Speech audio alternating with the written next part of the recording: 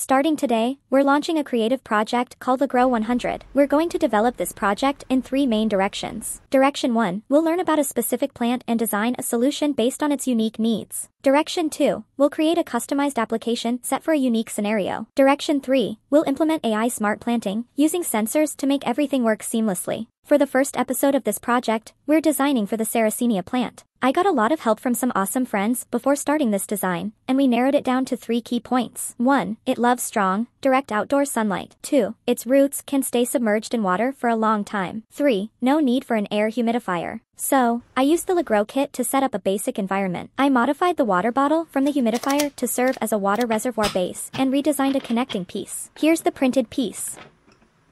The original bottle cap needed to be shortened, and I cut out a water outlet. And it's done.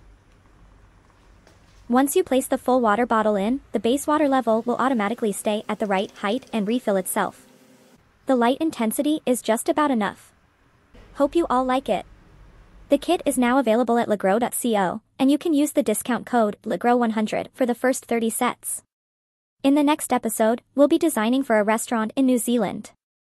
Stay tuned.